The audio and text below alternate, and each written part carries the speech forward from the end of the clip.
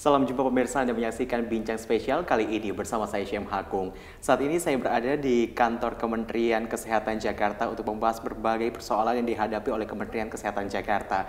Dan juga di sebelah saya sudah ada Kepala Biro Komunikasi dan Pelayanan Publik dari Kementerian Kesehatan, Ibu Siti Nadia Tarmizi. Assalamualaikum Ibu. Waalaikumsalam, salam sehat. Salam sehat. Terima kasih sebelumnya sudah mau menyempatkan waktu untuk berbincang bersama kita di Sinpo TV di program Bincang Spesial seperti itu.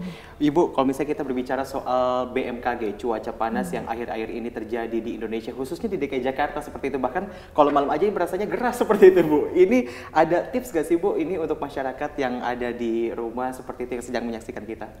Iya, jadi kalau kita lihat apa yang disampaikan oleh BMKG ya, bahwa di Asia itu sedang terjadi yang disebut sebagai heat wave ya. Walaupun Indonesia sendiri tidak mengalami heat wave yang sama seperti di India, di Vietnam, dan di banyak negara Asia lainnya. Tapi tentunya dampaknya akan terpengaruh ya ke kita ya. Karena kalau kita lihat memang disampaikan di BMKG itu ada peningkatan suhu kurang lebih sekitar 34 derajat Celcius sampai 36 derajat Celcius. Tapi memang betul ya apa yang kita rasakan kalau siang hari itu rasanya tuh panasnya tuh panas sekali gitu ya, panas terik begitu ya.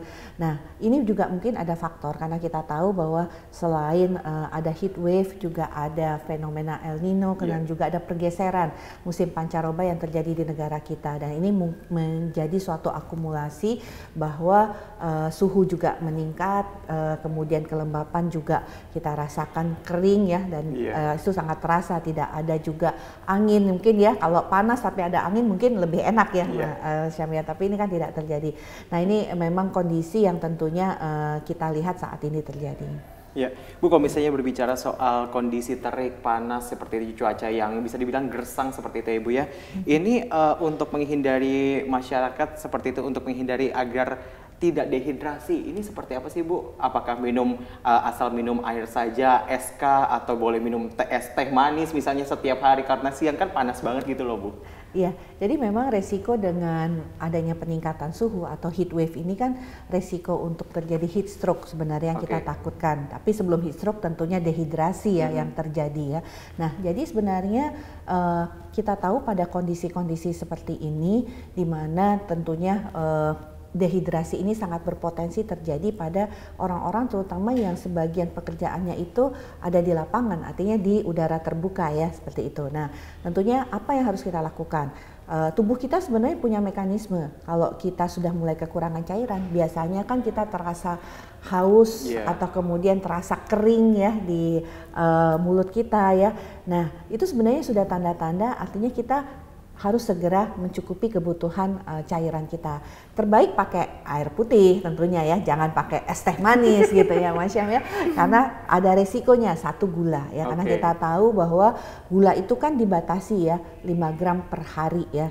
Dan gula itu bisa bukan hanya dari gula pasir putih yang kita masukkan di minuman kita, tapi bisa juga dari berbagai sumber gula lainnya ya.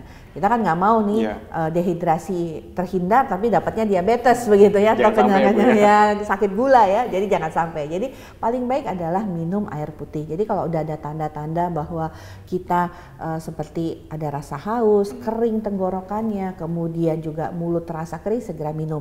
Jangan tunggu. Kadang-kadang orang nunggu sampai kemudian seringkali bibir pecah-pecah seperti itu ya, itu berarti kan sudah mulai dehidrasinya berlebih. Atau kalau memang kita melakukan pekerjaan sebagian besar itu di luar ruangan, jangan lupa nih minum air setiap 1,5 jam atau 2 jam sebanyak 1 gelas ya kan gitu.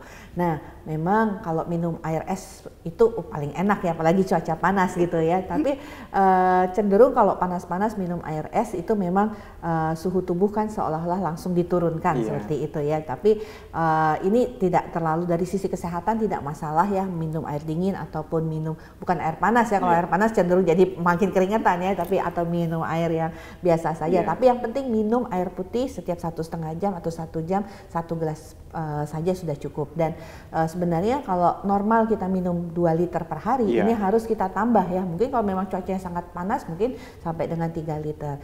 Nah, hal-hal lain yang tentunya bisa kita lakukan untuk mencegah dehidrasi tadi adalah berteduh. Jadi kalau memang terik sekali matahari gitu ya, jangan kita menantang matahari gitu ya atau suasana. Jadi ada jeda waktu mungkin setengah jam, 1 jam itu kita berteduh carilah tempat atau pohon yang pohon saja yang cukup rindang untuk tentunya menurunkan suhu tubuh kita. Yang kedua, pakai pelindung, pakai topi ataupun menggunakan baju yang ringan yang tentunya tidak menyebabkan kita makin berkeringat dari bahan yang tentunya nyaman, bukan bahan yang cukup panas ya seperti itu. Nah, yang lain tentunya bila memungkinkan menggunakan tabir pelindung matahari ya, tentunya supaya kulit kita juga harus dijaga, bukan cuma dehidrasi ya, tapi kulit kita tidak terjadi burning seperti itu ya, itu juga harus kita lakukan. Itu hal-hal yang mungkin kita bisa lakukan untuk mencegah kita dehidrasi. Oke, tadi menarik Ibu Komisinya berbicara soal harus minum air putih seperti itu ya, kita diwajibkan seperti itu. Tapi ini saya mau nanya, mitos atau fakta? Anggaplah saya orang awam seperti itu atau masyarakat juga belum tahu seperti itu. Ini kalau misalnya minum air putih ditambah es batu di saat kondisi panas, cuacanya terik seperti itu, ini bisa mengakibatkan demam katanya. Betul, mitos atau fakta itu, Bu? Ya sebenarnya itu mitos ya, karena kita tahu sebenarnya suhu tubuh kita kan kalau setelah kita berjemur di teriknya matahari itu kan terjadi peningkatan suhu tubuh kita ya, artinya kulit kita kan beradaptasi menjadi lebih panas. Nah kemudian minum es seperti itu ya, minum es itu kan biasanya jadinya lega rasanya gitu ya. Kenapa? Karena kemudian suhu tubuh diturunkan dengan kondisi tersebut. Nah, kemudian kalau orang bilang tiba-tiba demam sebenarnya tidak berhubungan. Jadi itu seperti mitos saja ya, Mas Syam ya. Tetapi tentunya kita tahu pada kondisi-kondisi seperti itu kan biasanya daya tahan tubuh kita turun. Misalnya panas yang berlebih kan biasanya itu membuat kita menjadi imunitas kita kan akan turun ya. Jadi sehingga kemudian kalau kemudian kita minum es tiba-tiba itu membuat kita semakin rentan sebenarnya. Tapi ya tidak ada hubungan bahwa kalau minum air es orang bisa jadi demam, enggak itu. Oke, Ibu, ini kalau misalnya kita berbicara soal cuaca panas, terik seperti itu dengan juga kondisi yang tidak menentu, ini kalau misalnya kita beralih ke penyakit seperti itu, ini tifus, ini penyebab awalnya ini awal mulanya seperti apa yang bisa kita deteksi seperti itu? Sebagai misalnya orang rumah, misalnya saya punya ponakan, seperti apa lagi masih kecil-kecil seperti itu, Ibu? Ya, jadi kalau musim panas kemarau ataupun musim suhu seperti ini selain dehidrasi yang terjadi, tapi juga kita tahu bahwa pada masa-masa pancaroba ya, dari musim hujan ke musim panas atau musim panas ke musim hujan, itu memang cenderung penyakit-penyakit itu sering lebih banyak muncul ya. Pertama, satu tadi daya tahan tubuh kita di masa pancaroba, daya tahan tubuh kita itu memang cenderung turun ya kan, karena memang pagi panas sekali, tiba-tiba sore kena hujan gitu ya kan. Apalagi kalau kita menggunakan transportasi umum, tiba-tiba dari panas dari rumah mungkin kayaknya nggak hujan nih, nggak bawa jas hujan, nggak bawa payung, tiba-tiba tengah jalan hujan besar, mungkin cuma setengah jam tapi berhenti. Nah otomatis itu akan membuat daya tahan tubuh kita akan menurun. Nah di samping itu di musim pancaroba yang namanya bakteri, virus, jamur itu cenderung untuk lebih menular atau kita sebut sebagai infeksius ya, karena memang pengaruh faktor kelembapan, faktor suhu juga yang itu yang menyebabkan kondisi lingkungan membuat si penyakit-penyakit ini istilahnya bisa lebih kuat lah ya gitu untuk menyerang kita. Nah jadi memang banyak penyakit yang bisa timbul, yang salah satunya bisa tipes, demam berdarah ya, hepatitis, kemudian jangan lupa diare, disentri itu masih sangat mungkin terjadi. Dikarenakan apa? Karena satu musim pancaroba ataupun musim panas tadi menyebabkan sumber air yang kurang ya. Sehingga kalau tipes itu, jadi kalau kita lihat ya, tipes, hepatitis, disentri itu kenapa pada musim pancaroba sering terjadi? Karena penularannya itu terjadi dari fekal oral ya. Jadi dari makanan. Nah, satu lagi sebenarnya kemarin yang sempat heboh juga nih teman-teman, sindrom yang kita kenal dengan flu Singapura. Itu juga sebenarnya penyakit yang tergolong hand, mouth, and food disease ya, HFMD. Nah kalau tifoid ataupun juga hepatitis, disentri itu adalah penularannya dari makanan. Nah Kenapa? Ini karena tipes itu adalah disebabkan oleh bakteri tifoid yang biasanya pada makanan-makanan, jadi makanan yang pengolahan higiene sanitasinya tidak bersih, itulah terjadi ada bakteri tifus. Atau kemudian kita tahu karena penularannya itu adalah melalui jalur saluran pencernaan, dan biasanya kan mungkin saat, mohon maaf ya, buang air besar, tidak cuci tangan dengan baik, atau kita juga mau makan nih seringkali udah nggak cuci tangan lagi ya, seperti itu, atau praktek untuk cuci tangan sudah berkurang. Itulah mengapa seringkali penyakit-penyakit ini muncul, termasuk hepatitis. Hepatitis itu penyebabnya virus hepatitis, yang juga kita tahu virus hepatitis itu menular dari makanan. Oke, menular dari makanan. Tapi kalau misalnya kita melihat orang Indonesia ini juga seringkali di lingkup saya seperti itu, di lingkungan saya berteman seperti itu. Kadang-kadang ada makanan jatuh, belum 5 menit katanya gitu. Itu ada istilah itu. Itu juga apakah juga mempengaruhi dari penyakit-penyakit itu tadi menular atau seperti apa, Ibu? Ya, kalau biasanya kalau yang seperti itu biasanya diare yang paling sering ya, karena kemudian belum 5 menit ya. Tapi kalau belum 5 menit jatuhnya di pasar ya jangan gitu ya. Tapi kalau mungkin di mall 5 menit ya, mallnya rame ya tidak kita lakukan. Tapi mungkin kalau di rumah yang kita sudah tahu bahwa masih bersih, terjamin dan hanya terbatas ya, mungkin yang lewat di sana itu masih kadang-kadang ya tidak menimbulkan penyakit. Tapi prinsipnya makanan yang kotor, misalnya dia menempel kepada sebuah permukaan yang terkontaminasi, itu pasti akan menyebabkan kita diare. Nah, gejalanya tuh hampir sama. Kalau kita ditanya, ini tipes gimana nih, apa bedanya tipes? Nah, tipes itu gejala awalnya atau hepatitis itu umumnya demam, ya kan? Karena reaksi pertama tubuh kita itu kalau kena sakit apapun biasanya demam. Mau demam berdarah, mau COVID juga dulu demam ya. Saya sampai 3 kali, Bu. Sampai 3 kali ya, demam ya. Atau flu-flu biasa juga munculnya dengan demam ya, seperti itu. Karena reaksi awal kita adalah demam. Nah, tapi nanti beberapa hari ke depan pasti akan ada perbedaan. Kalau hepatitis sudah jelas kuning, ya kan? Jadi demam disertai mual, muntah, kemudian ada kuning, itu pasti hepatitis. Tapi kalau tifoid juga sama, demam, mual, muntah karena infeksinya di saluran pencernaan ya, seperti itu, dan nyeri sekali di ulu hati atau di perut. Nah, itu tanda-tandanya daripada tipes. Nah, itu semua harus dilakukan pemeriksaan laboratorium terlebih memastikannya. Oke, harus ada pemeriksaan dari laboratorium seperti itu untuk memastikan ini sebenarnya saya sakit apa, seperti itu ya, Bu ya. Betul. Nah, yang nggak kalah penting juga ini informasi ataupun ini yang kita akan bahas juga, Ibu, terkait dengan demam berdarah. Ini juga yang meningkat di mana-mana di sejumlah daerah. Tapi kita akan bahasnya nanti sesaat lagi. Tetaplah bersama kami di Bincang Spesial Sinpo TV.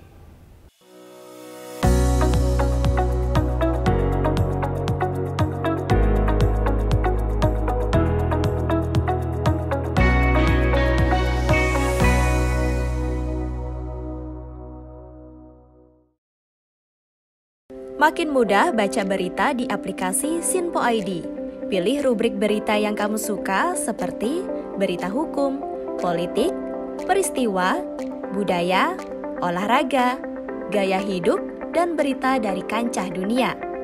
Selain itu, supaya nggak ketinggalan info update, kamu juga bisa cek laman utama berita terkini dan menyalakan notifikasi. Download aplikasi Sinpo ID sekarang juga.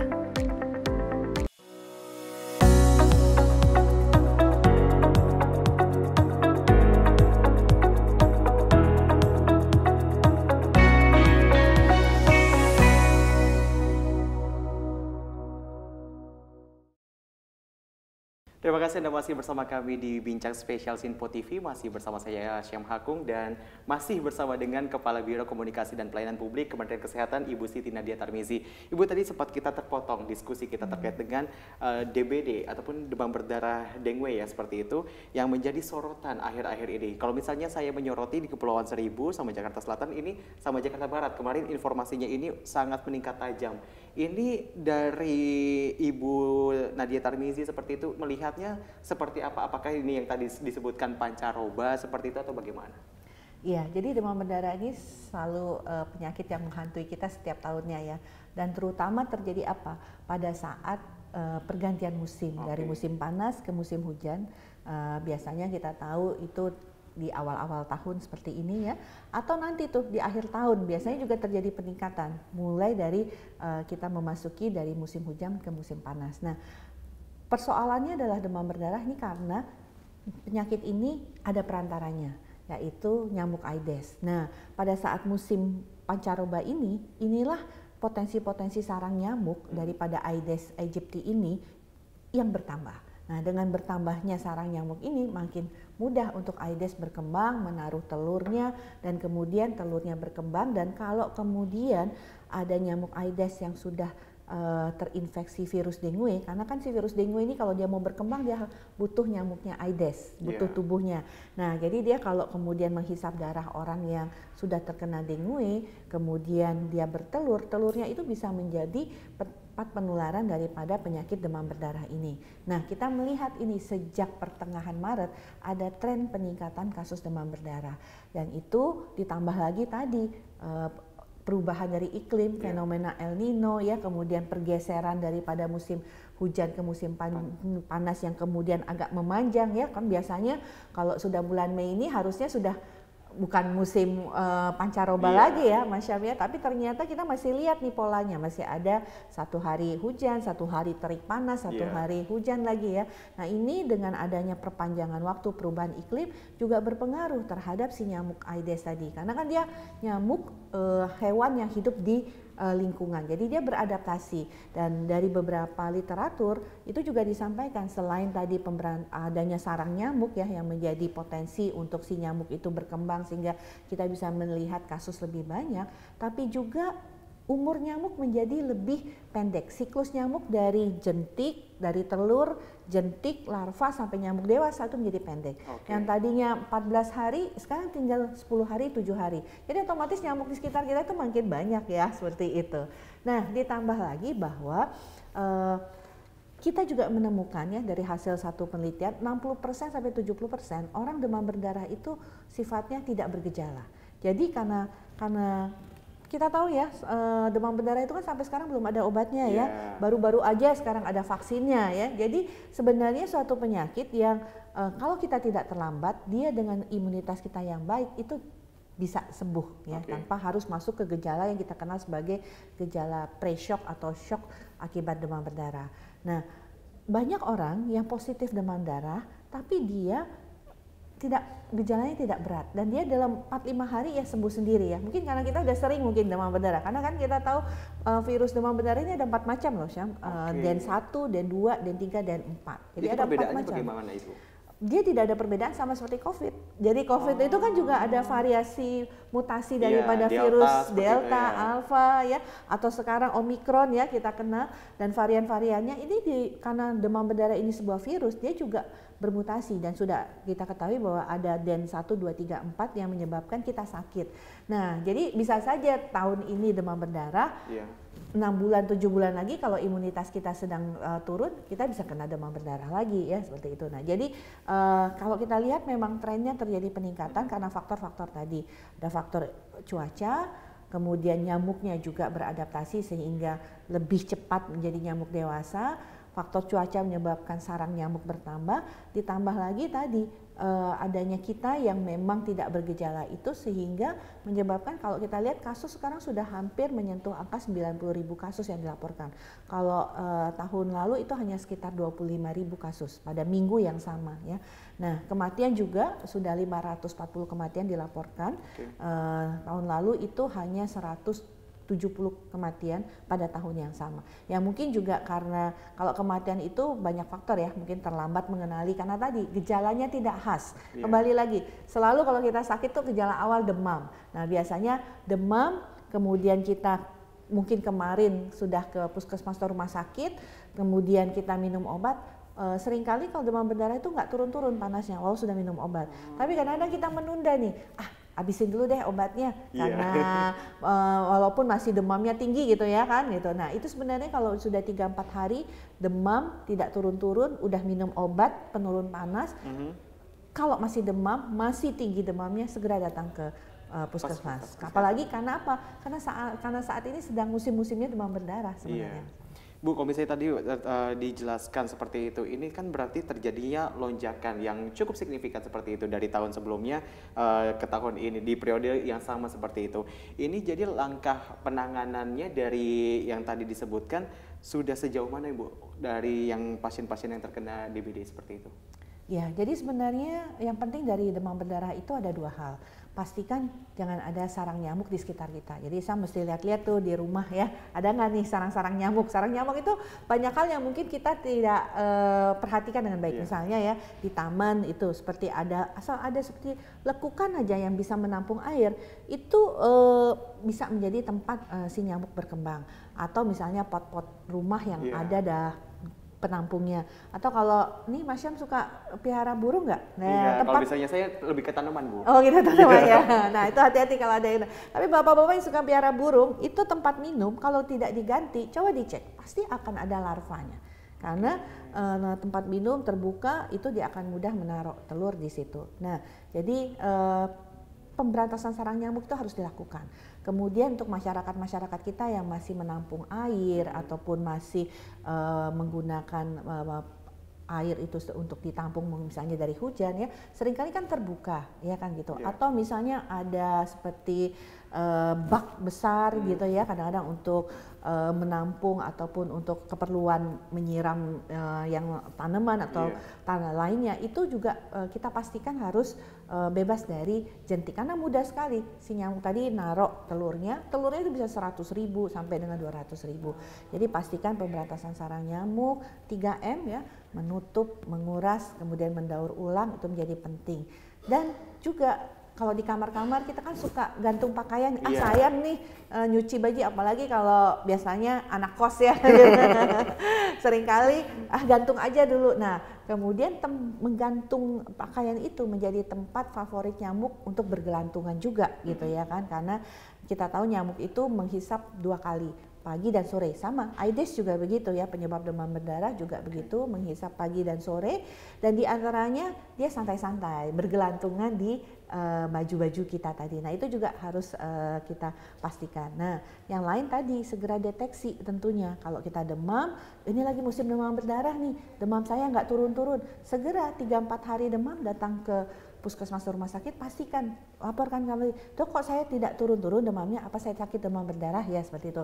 Nah jadi kami tentunya sejak pertengahan Maret sudah mengirim surat edaran ke Dinas Kesehatan Provinsi dan Kabupaten Kota. Awalnya itu ada 132 kabupaten kota yang ada tren peningkatan, itu sudah kita ingatkan, jangan lupa nih ingatkan masyarakat lakukan PSN, lakukan 3M, kemudian juga pemerintah setempat, artinya para kader, kemudian juga kecamatan, kelurahan, ya kepala desa, itu pastikan jangan sampai ada pembangunan malah jadi tempat untuk sarang nyamuk. Misalnya nih bangun gorong-gorong, kan ada tuh tempat saluran ya, nah terletak ataupun kemudian begitu saja tidak dibereskan, itu bisa jadi tempat sarang nyamuk ya. Nah yang ketiga, deteksi dini, begitu ada kasus demam berdarah segera kemudian dilakukan penyelidikan kontak. Kalau masih ingat ya zaman COVID kan kita juga melakukan penyelidikan kontak, karena nyamuk tadi bisa terbang ke depan, ke belakang, ke samping, kiri kanan dengan jarak kurang lebih 20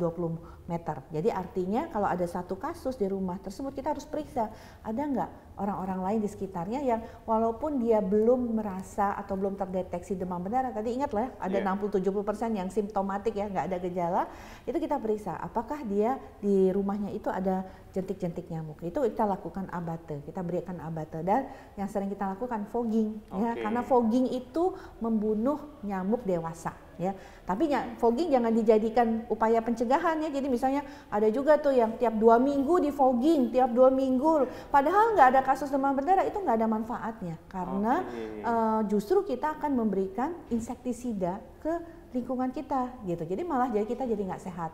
Malah nanti kalau benar-benar ada kasus demam berdarah, kalau kita fogging terus-menerus, si nyamuknya udah kebal.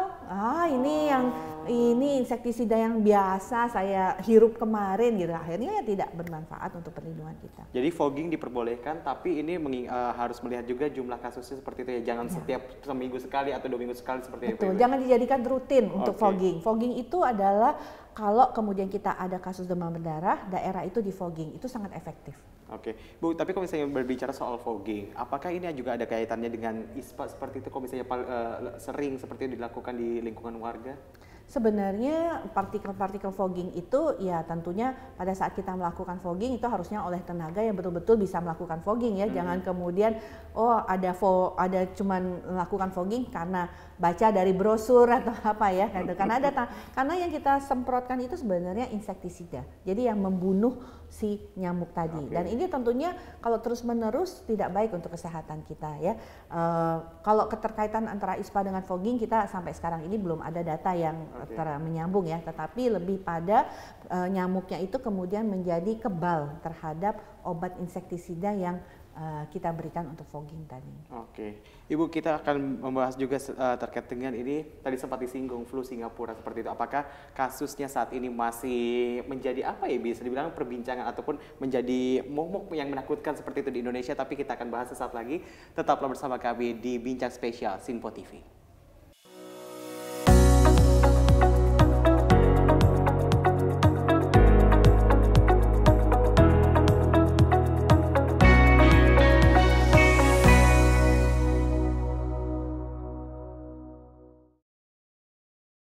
Makin mudah baca berita di aplikasi Sinpo ID.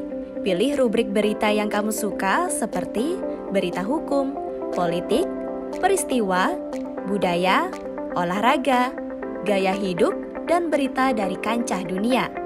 Selain itu, supaya gak ketinggalan info update, kamu juga bisa cek laman utama berita terkini dan menyalakan notifikasi. Download aplikasi Sinpo ID sekarang juga.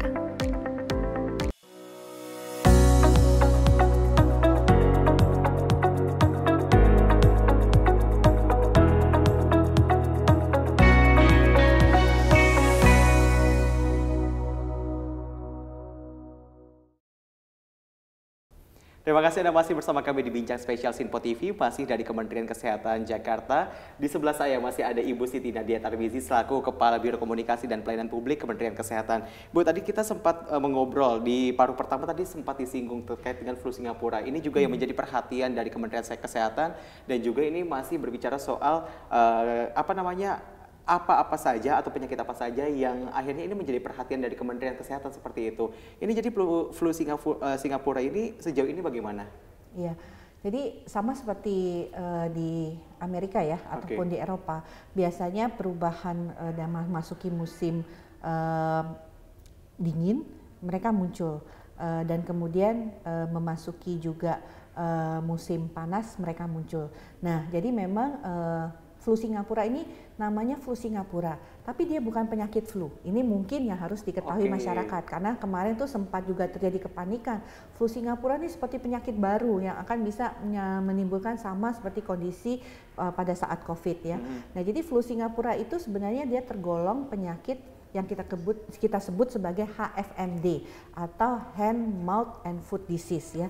Jadi dia bukan suatu penyakit flu ya, walaupun awalnya mungkin muncul demam. Karena tadi kan saya sudah sampaikan, selalu semua penyakit itu awalnya tuh sering kali muncul demam, tapi nanti demamnya macam-macam. Setelah 1 hari demam, itu kedepannya itu beberapa hari kedepannya itu pasti akan ada perbedaan. Nah, flu Singapura ini disebut flu Singapura mungkin karena awalnya demam dan menjadi suatu kejadian luar biasa di Singapura.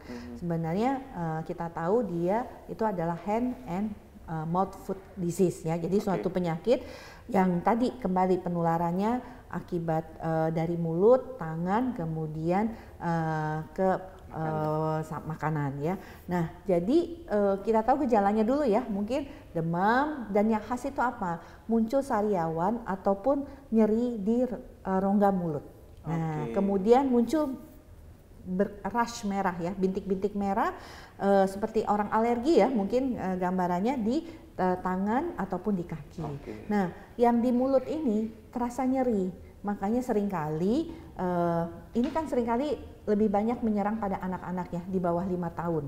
Karena tadi anak-anak ini kan cenderung megang mainan, megang apa, masukkan tangan ke mulutnya ya. Jadi ini yang mengapa resiko ini lebih banyak terjadi. Ini penyebabnya juga sama virus ya, virus dan ini juga sampai saat ini belum ada obatnya.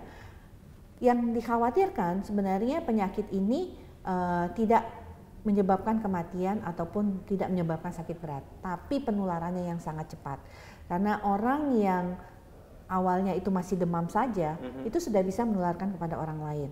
Atau mereka yang sudah sembuh, 2 minggu sesudah sembuh pun masih bisa menularkan pada orang lain. 2 minggu setelah sembuh? Setelah sembuh, iya. Jadi sudah nggak ada gejala merah-merah di tangan atau sariawan di mulut, tapi dia sudah sehat, sudah berinteraksi dengan anak-anak lain ya, udah main, tapi dia masih bisa menularkan. Makanya yang kita khawatirkan adalah kecepatan penularannya.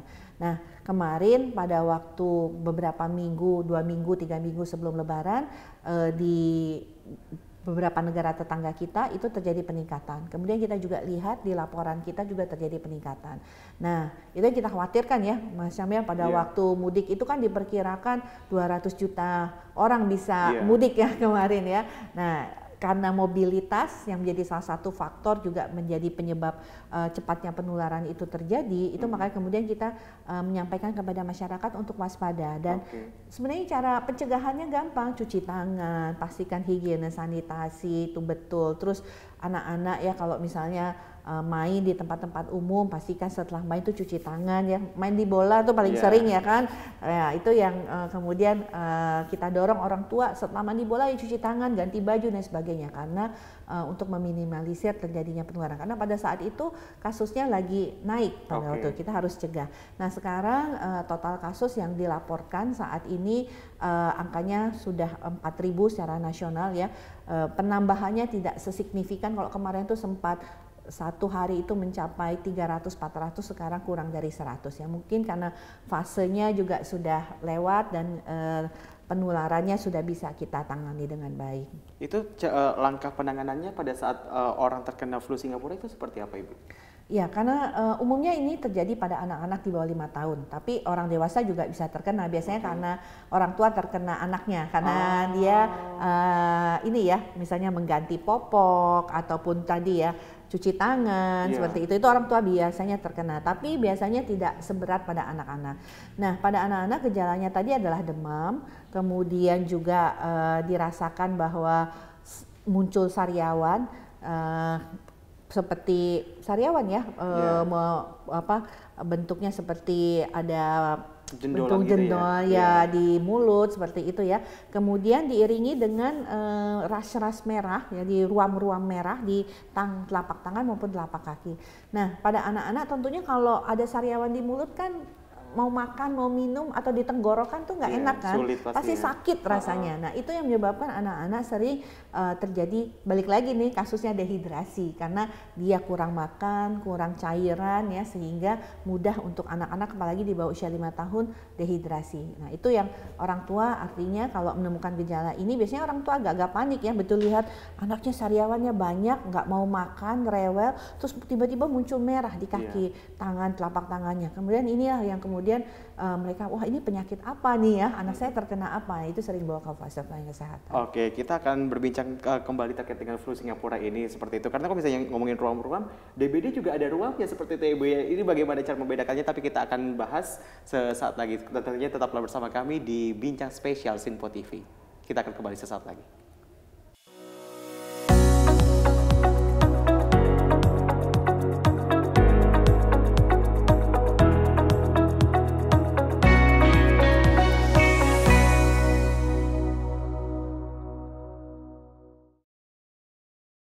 Makin mudah baca berita di aplikasi Sinpo ID. Pilih rubrik berita yang kamu suka seperti berita hukum, politik, peristiwa, budaya, olahraga, gaya hidup, dan berita dari kancah dunia. Selain itu, supaya nggak ketinggalan info update, kamu juga bisa cek laman utama berita terkini dan menyalakan notifikasi. Download aplikasi Sinpo ID sekarang juga.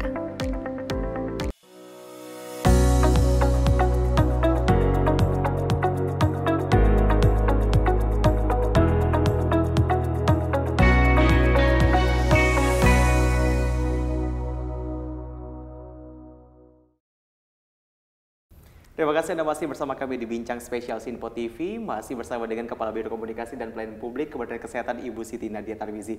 Ibu, tadi kita sempat terpotong terkait dengan bintik merah ataupun ruam seperti itu. Ini bagaimana cara membedakan antara DBD, tampak, flu Singapura, atau bisa dibilang juga ini yang saya ketahui juga orang yang kena HIV seperti itu Ibu, ini juga ada serupa seperti itu, bintik atau ruam. Ini bagaimana cara membedakannya? Iya, kalau kita lihat memang kalau untuk masyarakat awam agak sulit ya membedakannya. Makanya kita selalu menyampaikan kalau demamnya nggak turun-turun, ya kan. Apalagi kalau udah minum obat penurun demam ya, masih juga nggak turun, ya jangan tunda-tunda lagi, jangan nunggu obatnya habis, baru saya mau datang ke puskesmas atau rumah sakit. Tapi segera datang untuk lebih pastikan, karena memang ada beberapa penyakit yang tidak bisa kita kenali hanya dengan melihat saja, memang harus ada pemeriksaan laboratorium ya. Jadi kalau flu Singapura jelas lebih cenderung pada anak-anak di bawah 5 tahun. Artinya pada anak-anak di bawah 5 tahun itu juga sangat memungkinkan ya untuk terkena demam berdarah ataupun juga untuk kena campak ya. HIV jarang ya, biasanya kalau anak-anak kena HIV tertular dari ibunya, jadi sudah kita deteksi dari awal saat kehamilan, karena ada program juga dari Kementerian Kesehatan untuk ibu hamil itu dilakukan 3 tes untuk penyakit yang bisa diturunkan dari ibu ke anak, yaitu ada HIV, hepatitis dan sifilis ya. Nah jadi kalau anak-anak yang khas tadi pasti semua ini mau demam berdarah, mau kemudian campak ataupun mau kemudian flu Singapura, itu semua awalnya demam ya. Cuman yang khas tadi kalau pada flu Singapura ada sariawan di dalam mulutnya, di dalam pasti anaknya itu ngerasa nggak mau makan, nggak mau ini. Tapi kalau demam berdarah itu demam muncul bintik merah, bintik jadi kayak bintik saja seperti itu ya. Jadi dia tidak ada permukaan yang naik di kulitnya seperti itu. Kalau kemudian dia flu Singapura, dia bukan bintik tapi seperti ruam. Jadi agak lebar, merah gitu ya. Mungkin kalau di telapak tangan dia hampir ujung tangan ini sepertiganya menjadi merah gitu ya. Dan tidak ada juga permukaan yang naik gitu. Kalau campak, demam, terus bintik merahnya itu agak berbeda dengan demam berdarah. Kalau demam berdarah itu bintik tapi scatter. Jadi dia bintik-bintik di sini tapi di tempat lain ada bintik-bintik. Kalau untuk campak lebih merata munculnya bintik-bintiknya itu ya. Jadi memang agak sulit ya untuk masyarakat awam ya. Setidaknya tentunya untuk mencegah supaya tidak menjadi berat. Kalau kita menemukan gejala-gejala seperti itu segera datang ke fasilitas pelayanan kesehatan. Kalau demam berdarah juga sering selain bintik itu kan gejala khas ya. Cuma tadi saya sampaikan seringkali orang karena daya tahan tubuh yang baik ya, dia itu bisa tidak menimbulkan gejala atau nanti tiba-tiba gejalanya terus tiba-tiba masuk ke berat. Padahal misalnya gini, kita nggak biasanya sikat gigi berdarah, tiba-tiba berdarah atau tiba-tiba demam. Seringkali kan orang masyarakat awam mengatakan kalau orang demam terus mimisan tuh bagus karena tanda-tanda mau sembuh gitu ya, atau mitos juga tuh ya Mas Syamnya bahwa kalau demam tinggi terus mimisan turun, itu sebenarnya suatu tanda-tanda yang harus kita waspadai. Kalau dia demam berdarah ada mimisan banyak, itu bisa jadi dia sudah mulai tuh memburuk, artinya dia mulai masuk ke arah pre-shock ya. Itu juga jadi kalau untuk orang demam berdarah walaupun nggak ada bintik-bintik merah yang khas pada penyakit demam berdarah, tapi kemudian kalau ada gusi berdarah, ada mimisan yang tadinya kita nggak pernah itu mengalami itu tanda-tanda kita juga harus segera ke fasilitas pelayanan kesehatan.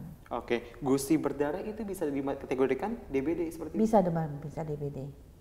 Karena demam berdarah itu kan gangguan pembekuan darah yang terjadi, trombosit kita turun, ya kan? Mungkin masyarakat kan kenal ya kalau demam berdarah trombosit turun itu cenderung kalau kita terjadi perdarahan itu kecepatan untuk membekukan darah itu menjadi menurun. Nah makanya kemudian mengapa banyak bintik-bintik pada demam berdarah. Saya pernah ya ada kemudian karena terlambat bintiknya itu sudah hampir seluruh tubuh. Nah itu sebenarnya sudah terjadi gangguan pembekuan darah arti yang cukup hebat ya, karena berarti trombositnya itu sudah turun sekali. Itu pada waktu itu harus segera diberikan pertolongan. Ibu, ini jadi pengetahuan juga untuk saya seperti itu. Ini saya baru tahu kalau misalnya gusi berdarah ini juga menjadi salah satu faktor ya. Itu kalau misalnya DBD berarti udah tadinya pre-shock seperti itu ya, udah masuk kategorinya. Nah ini juga yang menjadi perhatian saya karena pasti juga yang sedang menyaksikan ini punya ponakan atau juga anak seperti itu. Ini terutama bagi saya, ini saya punya 3 ponakan, beda 2 tahun selisihnya, ada 8, 6 sama 4 tahun. Ini untuk ruam merahnya itu apakah hanya di tangan saja atau di seluruh tubuh seperti itu, Ibu? Kalau untuk flu Singapura itu hanya di telapak tangan dengan di ujung kaki. Jadi lebih terlihat di telapak tangan ini ya, kalau saya bisa di sini, bisa juga di bawah telapak tangan sini. Tapi dia hanya di sana, di badan jarang sekali pada HFMD karena dia tadi kan hand, foot and mouth disease ya. Tapi kalau demam berdarah, bintik-bintik merah bisa di seluruh tubuh muncul seperti itu ya. Kalau campak itu mungkin lebih cenderung di tangan dan kaki saja. Tapi kalau tadi demam berdarah itu hampir bisa di lipatan-lipatan paha, kemudian di punggung, lipatan lengan itu bisa muncul. Tapi gangguan tadi seperti gusi berdarah itu pada kondisi kita demam dan juga memang sebelumnya kita tidak punya gangguan seperti itu ya. Nah yang sering kali ini karena keponakannya Syamni masih balita ya, 6-8 ya, 2 tahun itu. Seringkali orang tua juga atau masyarakat itu agak terkecoh karena biasanya setelah 3-4 hari demam, anak itu badan itu terasa kalau kita pegang dingin atau keringat dingin ya. Demam masih terjadi tapi badan terasa dingin. Nah itu sebenarnya tanda-tanda anak memasuki fase shock. Biasanya kalau badan terasa dingin, orang tua cenderung oh udah dingin nih, udah cenderung turun ya. Padahal itu sebenarnya pada demam berdarah merupakan tanda-tanda juga kita masuk ke arah gangguan cairan pada tubuh anak tersebut. Jadi itu harus segera dibawa. Jadi ilmu pengetahuan sekali lagi untuk saya terutama yang punya 3 ponakan masih pada umurnya selisih-selisih seperti itu. Ibu, tapi kalau misalnya kita berbicara tadi masih terkait dengan demam berdarah dengue yang saat ini sedang menjangkiti banyak sekali orang yang ada di Indonesia di sejumlah daerah seperti itu. Ini jadi tadi sempat disinggung juga soal vaksin DBD. Ini vaksin DBD ini menyasar ke siapa saja, diwajibkankah atau bagaimana? Ya, jadi vaksin demam berdarah ini baru-baru saja ya belakangan ini sudah bisa diakses oleh masyarakat ya, artinya sudah mendapatkan izin edar karena sebelum-sebelumnya pernah ada tapi kemudian belum berhasil, dianggap bahwa masih dari sisi keamanannya belum baik ya. Nah jadi memang saat ini sudah tersedia vaksin demam berdarah yang bisa digunakan usia 6-45 tahun ya, dan tanpa melalui tes, karena yang sebelumnya tuh harus dites dulu. Kalau dia sudah pernah terinfeksi demam berdarah baru bisa vaksin. Kalau yang pertama, itu generasi pertama dari vaksin. Kalau sekarang dia bisa langsung divaksin tanpa harus dites terlebih dahulu. Nah, tapi WHO memang sampai saat ini belum merekomendasikan ini untuk menjadi bagian daripada imunisasi rutin atau imunisasi program pemerintah. Kenapa?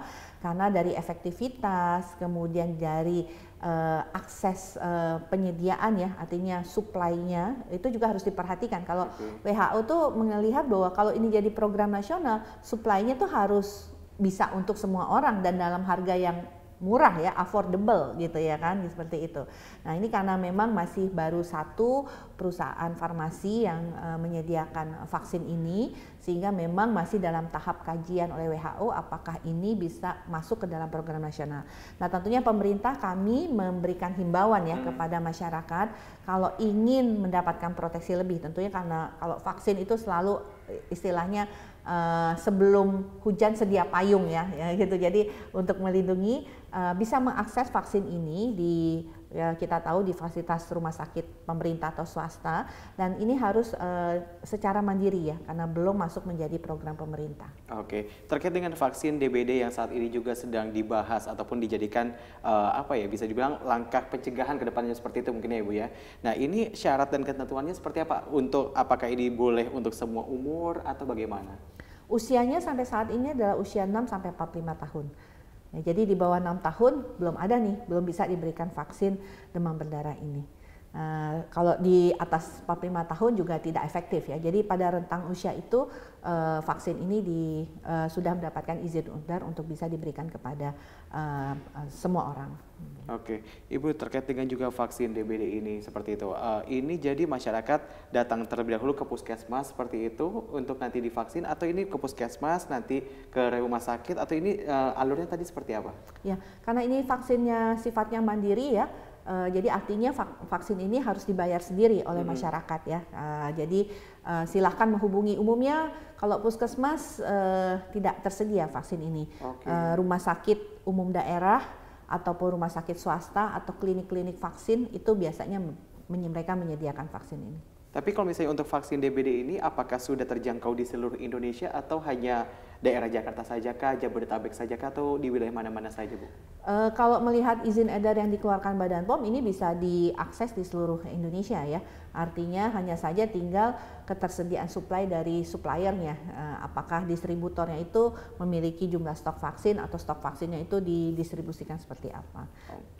Tapi minimal mungkin di rumah sakit umum provinsi atau rumah sakit swasta di provinsi itu tersedia. Mungkin tidak sampai ya kalau ke daerah timur Indonesia ya mungkin di kabupaten-kabupaten belum tersedia. Oke, berarti ini baru mencakup wilayah provinsi kalau misalnya yang merata sebagian seperti besar. itu ya. Oke, Ibu, tapi kalau misalnya berbicara soal juga DBD ini untuk vaksinasi, semisal masyarakat ingin mendapatkan vaksinasi DBD, ingin membayar seperti itu, ini apakah langkah yang cukup efektif untuk tidak terjangkit DBD atau juga bisa dikatakan ya tergantung imunitas tubuhnya juga seperti itu?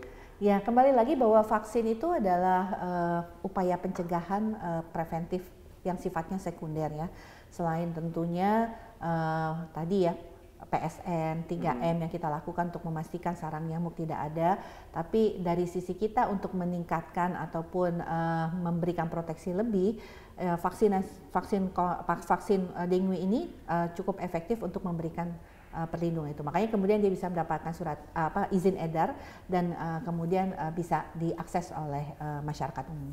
Oke, Ibu, kita beralih ke topik lainnya yang menjadi sorotan di kurang lebih di 2 minggu terakhir terkait dengan dokter spesialis ini yang mengalami depresi seperti itu. Ini sudah berapa banyak data yang didapatkan oleh Kementerian Kesehatan, sudah sejauh mana juga langkah penanganannya, Ibu?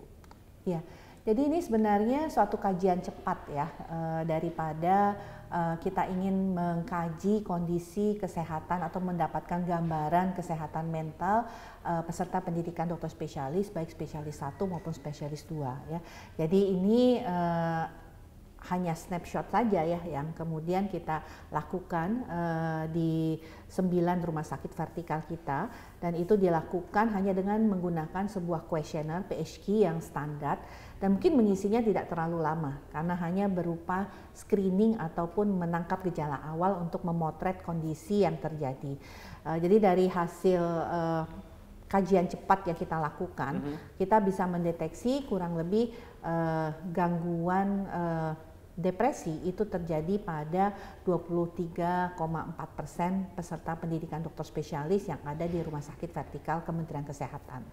Nah, dari situ kita bisa melihat ada sekitar 3,3%-nya itu yang punya perasaan ingin bunuh diri atau melukai dirinya dari hasil kuesioner yang diberikan itu sebagai tanda bahwa dia mengalami depresi berat. Nah, oleh karena itu kita melihat bahwa dengan adanya gambaran kesehatan mental yang terjadi di pendidikan dokter spesialis, tentunya ini menjadi bahan masukan kepada kita. Karena kan sehat itu harus dua, sehat fisik dan sehat jiwa ya, seperti itu. Jadi kita lihat bahwa tren di global kan dikatakan bahwa kesehatan mental itu mulai meningkat jumlahnya dan mulai menjadi perhatian. Nah, ini kemudian kita melihat tahun kemarin kan kita meluncurkan ya suatu kanal pengaduan untuk perundungan karena kita mendapat informasi bahwa di dalam sistem pendidikan dokter spesialis itu banyak perundungan yang terjadi. Nah, kita sudah mendapatkan kurang lebih 209 laporan terkait perundungan. Nah, oleh karena itu kita pengen lihat nih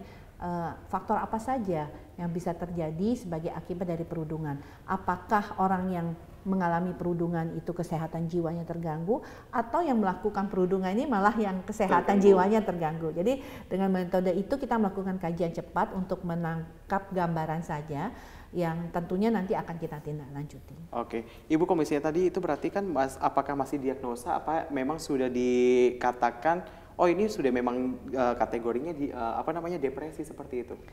Ini kategori depresi, tapi untuk lebih memastikan apakah dia betul-betul depresi atau tidak, artinya untuk menegakkan diagnosis itu harus lakukan wawancara mendalam. Ya. Karena itu kan hanya kuesioner ditanya secara cepat ya, kita hanya mendeteksi oh ada kemungkinan si A, si B ini tergolong mengalami depresi ringan, sedang ataupun depresi berat. Nah, untuk memastikan lagi apakah betul-betul dia depresi berat, itu nanti harus ada serangkaian pemeriksaan. Makanya kemudian Kementerian Kesehatan itu membentuk tim khusus untuk menindaklanjutinya, itu dilakukan oleh Rumah Sakit Marzuki Mahdi ya sebagai lead untuk kemudian mendeteksi, mendiagnosis lebih lengkap lagi dan terutama menyelamatkan 300 peserta pendidikan dokter spesialis yang tadi yang mengalami depresi berat, apalagi kemudian mereka di antara mereka itu yang punya keinginan bunuh diri atau melukai dirinya sendiri. Oke, Ibu, tapi kalau misalnya dari data yang didapatkan oleh Kementerian Kesehatan dari tadi kuesioner seperti itu yang akhirnya diisi oleh dokter spesialis yang masih menjalani pendidikan seperti itu, Ibu ya, tolong dikonfirmasi kalau misalnya saya salah. Ini ada berapa banyak jumlahnya, Ibu? Ya, jadi yang mengisi kuesioner itu ada 12.300 peserta pendidikan dokter spesialis yang memang masih berstatus peserta pendidikan. Jadi dia masih bersekolah ya dengan status untuk pendidikan spesialis 1, spesialis 2. Itu kurang lebih angkanya 85% dari peserta pendidikan dokter spesialis yang ada. Oke, kalau misalnya langkah penanganan yang hingga saat ini dilakukan oleh Kementerian Kesehatan tadi kan harus ada observasi mendalam, wawancara mendalam. Apakah itu juga sudah dilakukan oleh Kementerian Kesehatan, Ibu? Itu kemarin sudah dimulai oleh Rumah Sakit Marzuki Mahdi ya sebagai lead timnya. Jadi kita tahu bahwa peserta pendidikan dokter spesialis itu kan tidak mungkin datang ke klinik karena dia harus juga masih melakukan pendidikannya dan pelayanannya, maka ini kita lakukan juga dengan telemedicine dan juga ini dilakukan secara tertutup ya karena kan mereka mungkin juga ada ketakutan wah kalau saya nanti dianggap ada gangguan permasalahan kesehatan jiwa, pendidikan saya bisa dihentikan dulu atau kemudian malah saya dikeluarkan, ya ada ketakutan seperti itu. Jadi kita memang melakukannya person to person dan kita lakukan secara tertutup. Nah itu tadi yang juga akan saya bahas sebenarnya. Kalau misalnya memang setelah wawancara ataupun observasi yang mendalam dari dari rumah sakit yang tadi disebutkan ke mahasiswa ataupun bisa dibilang yang masih menjalani pendidikan sebagai dokter spesialis, ditemukan dirinya depresi. Itu langkahnya seperti apa, Bu? Apa memang dijeda dulu pendidikannya, apa bagaimana? Nanti tergantung hasil depresinya ya. Depresi itu kan suatu penyakit yang bisa disembuhkan ya. Dia bukan orang gila atau skizofren. Okay. Agak berbeda ya. Kalau seorang yang depresi itu sebenarnya bisa disembuhkan ya. Tapi harus digali dulu faktor-faktor pencetus atau pemicu daripada depresinya. Penanganannya nanti kita lihat. Mungkin kalau memang yang depresinya sangat berat, membutuhkan dan faktor pemicunya itu ada di dalam proses pendidikan, ya nanti mungkin apakah dia harus cuti dulu atau dia harus beristirahat dulu, itu nanti ditentukan. Tapi ada yang cukup mungkin dengan pengobatan ataupun mengikuti sesi-sesi yang tentunya sharing ataupun kemudian juga bisa mengeluarkan ya karena kadang-kadang depresi itu kan orang punya permasalahan dipendam gitu ya karena tidak bisa di-share dengan orang lain, ya itu juga menjadi salah satu untuk penanganannya.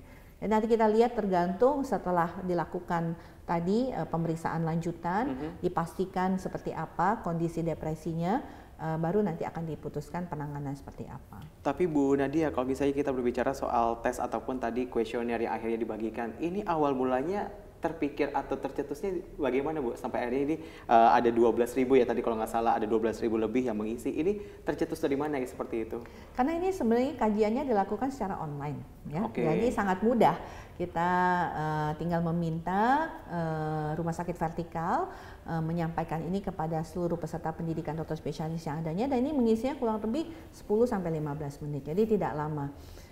Awalnya ini adalah dipicu dari permasalahan perundungan yang terjadi di kalangan peserta pendidikan dokter spesialis, dan kita melihat sejak tadi saya sampaikan sejak tahun lalu kita memberikan kanal pengaduan untuk perundungan ya. Kasus ini masih terus terjadi walaupun sudah ada instruksi Menteri Kesehatan untuk menjaga memastikan jangan sampai perundungan itu terjadi di Rumah Sakit Vertikal Kementerian Kesehatan. Oke, Ibu, terakhir dalam bincang spesial Sinpo TV ini mungkin ada yang bisa disampaikan kepada dokter spesialis yang masih menjalani pendidikan ataupun masyarakat yang terkena dampak ataupun terkena penyakit yang tadi kita sudah sebutkan, langkah pencegahannya bagaimana? Monggo Ibu, silakan. Ya mungkin untuk para dokter spesialis ya, kita tentunya tidak berharap bahwa selama menempuh pendidikan para peserta pendidikan dokter spesialis ini mengalami gangguan kesehatan mental.